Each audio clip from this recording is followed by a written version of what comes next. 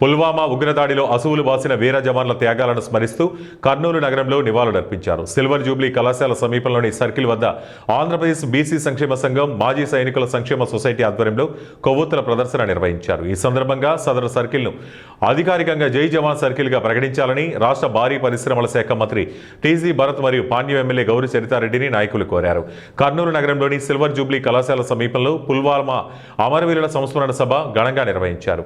2019 ఫిబ్రవరి 14న జరిగిన పుల్వామా ఉగ్రదాడిలో మరణించిన 45 మంది వీర జవాన్లకు నివాళిగా బీసీ సంక్షేమ సంఘం జిల్లా అధ్యక్షులు ధర్మేంద్ర, మాజీ సైనికుల సంక్షేమ సొసైటీ జిల్లా అధ్యక్షులు బాబురావు ఆధ్వర్యంలో విద్యార్థులు, చిన్నారులు కొవ్వొత్తులు వెలిగించి శ్రద్ధాంజలి ఘటించారు.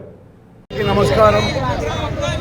2019 ఫిబ్రవరి 14 ప్రపంచమంతా వాలంటీర్స్ డే జరుపుకుంటుంటే మన దేశము, మన జాతి అశ్రుతర్పణం చేసింది. ఈరోజు 2500 మంది సిఆర్పిఎఫ్ జవాన్ల కాన్వాయి శ్రీనగర్ జమ్మూ మార్గంలో పయనిస్తూ పుల్వామా దగ్గర దాడికి గురైంది. 40 మంది మన సైనికులు అసువులు బాసినారు. ఆ రోజు వాళ్ళు ఏదో తప్పు చేయలేదు, దేశానికి సేవ చేయడానికి తమ సెలవులు మిగించుకొని తమ ఫ్యామిలీలకు నేను దేశం కోసం పోతుందని చెప్తూ తిరిగి వాళ్ళ యూనిట్కు వెళ్తూ మన భారతమాత ఒడిలో చేరుకున్నారు. వారికి సంతాప దినంగా ఈరోజు బ్లాక్ డేగా మేము పాటిస్తున్నాము. జనాలు వాలంటీర్స్ డే, వాలంటీర్ డే అంటారు, కానీ ఈరోజు భారత జాతికి ఒక బ్లాక్ డే. కాబట్టి పుల్వామాలో అమరులైన అందరికీ మేము అశ్రునివాళి సమర్పిస్తాము. నా పేరు బాబురా. నేను జవాన్లు మరణించడం జరిగింది. 2019లో జరిగినటువంటి పుల్వామా అటాక్లో 40 మంది జవాన్లు వీరమరణం పొందారు. అందరూ కూడా ఫిబ్రవరి 14 అంటేనే ప్రేమికుల దినోత్సవం అని జరుపుకుంటున్నారు. ఇది మన సాంప్రదాయం కాదు, మన సాంప్రదాయం అసలే కానే కాదు. ఇంకోటి వచ్చేసి మన జవాన్లు మరణించినటువంటి రోజున ఇలాంటి ప్రేమికుల దినోత్సవం జరుపుకునేది అనేటువంటిది చాలా చాలా బాధాకరమైనటువంటి విషయము. ఇలాంటి ప్రేమికుల దినోత్సవం మనము జరుపుకోకూడదు. అండ్ ఇంకొకటి వచ్చేసి ఏంటంటే మనము మోడీ గారి నేతృత్వంలో దేశం చాలా చాలా ముందడుగు వేస్తుంది. అండ్ ఇంకోటి వచ్చేసి ఏంటంటే ఆర్మీ చాలా చాలా స్ట్రాంగ్ అవుతుంది, ఇంకా కూడా స్ట్రాంగ్ అవుతుంది. సో కాబట్టి మనము బ్లాక్ డేగా పరిగణించబడుతుంది ఈ ఫిబ్రవరి 14 అనేది.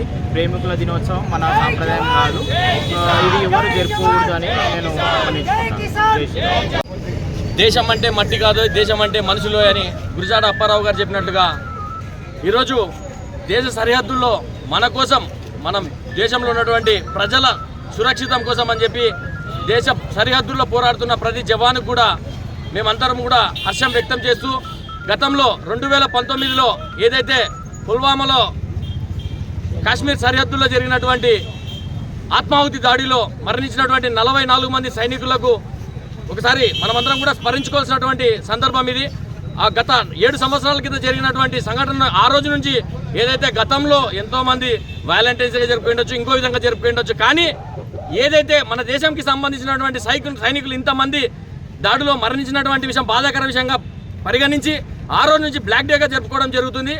అందుకని ఇప్పుడు ఏదైతే ఈ సర్కిల్ ఏదైతే ఉందో, ఈ ఎక్స్ ఆర్మీ వాళ్ళందరూ కూడా, ఆర్మీ అధికారులందరూ కూడా ఈ సర్కిల్ మీదగానే వెళ్తారు. కాబట్టి కర్నూలు ప్రాంతవాసులుగా, ఈ చుట్టుపక్కల ప్రాంతవాసులుగా మేమందరం కోరుకునేది ఒకటే, ఈ సర్కిల్ని జై జవాన్ సర్కిల్గా అధికారికంగా ప్రకటించవలసిందిగా అధికారులని, ముఖ్యంగా భారత విమానాశ్రయంలో పనిచేసి వచ్చాను. ఇక్కడ ఈరోజు ఈ అమర జవాన్లకు నివాళులర్పించడంలో భాగంగా కర్నూలు మాజీ సైనిక సంఘం చేపట్టే ఈ కార్యక్రమంలో దళపతి Yuvasena, Dharmendra and youth batch మాకు మద్దతు తెలిపినందుకు మాజీ సైనికుల తరఫున మేము వారందరికీ పేరు పేరున ధన్యవాదాలు తెలుపుకుంటున్నాము. జై జవాన్.